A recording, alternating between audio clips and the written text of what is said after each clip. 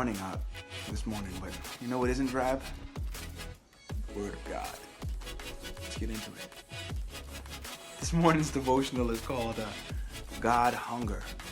And I know that we all hunger for God, but the cares of life really press us. And yours truly, no different. You know, I know you may look at me and say, hey, it's a good-looking guy. No, you probably don't say that at all. But I do the devotional, so you guys probably think, oh, this dude is lit. And I am. But sometimes, there are a lot of times that, I have to press and I have to push. So, without further ado, I want to get into this. It's called God Hunger. And it basically, it's basically instructing us to keep a fire lit for the Lord. Amen? So, God Hunger. John Piper said, if you don't feel strong desires for the manifestation of the glory of God, it's not because you have drunken so deeply and are satisfied. It's because you have nibbled at the table so long your soul is stuffed with small things. And there is no room for the great. We all have an appetite as part of our makeup as human beings. In fact, it is this yearning for spiritual fulfillment that is a constant in our daily lives. The question is, where is our hunger directed and where are we being fed? If we are not hungry for the presence of God and the purposes of God, then you can be sure that we're hungry for something else. People chase after many things in response to this hunger. Financial security, career success, praise and affirmation of others' relationships, and the list goes on. But only Jesus can impart the abundance of life that we crave. The more hungry we are for God, the more alive we are.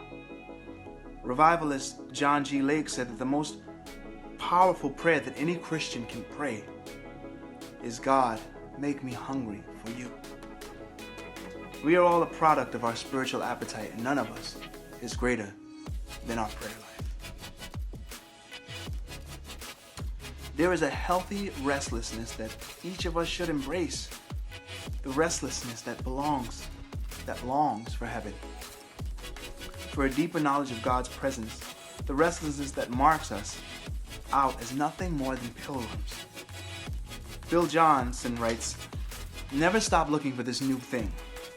The moment we think we have arrived, we will fall. The moment we lose that hunger to travel, to find Him, that willingness to wait in line to hear Him, the humility to encounter Him in a package that offends us.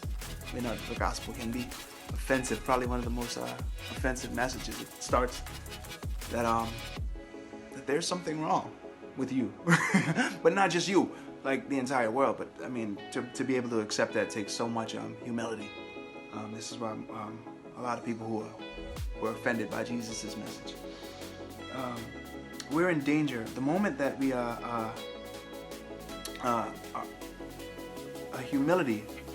the moment that we lose the hunger to travel to find Him, the willingness to wait in line to hear Him, the humility to encounter Him in a package that offends us, we're in danger of missing His next move.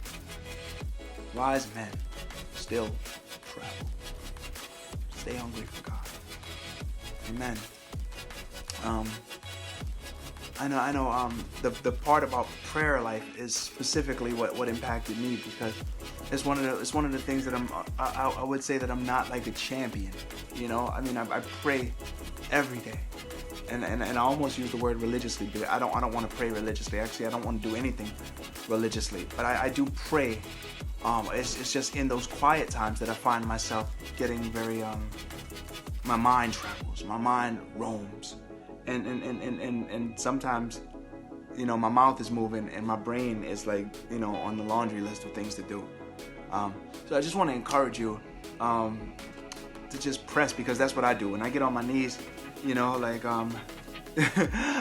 feel like I've been down here for like 10 minutes, but really, like, have I said anything more than 4 minutes or 5 minutes of things that are really because my brain just races.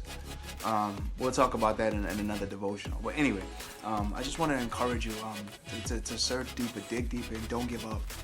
Don't let things like comparing yourself to another Christian's walk get in the way, because that's not what this is about. Don't compare yourself among yourself. Don't compare yourself to your brother. Anyway, be blessed, press forward, and stay hungry. Peace.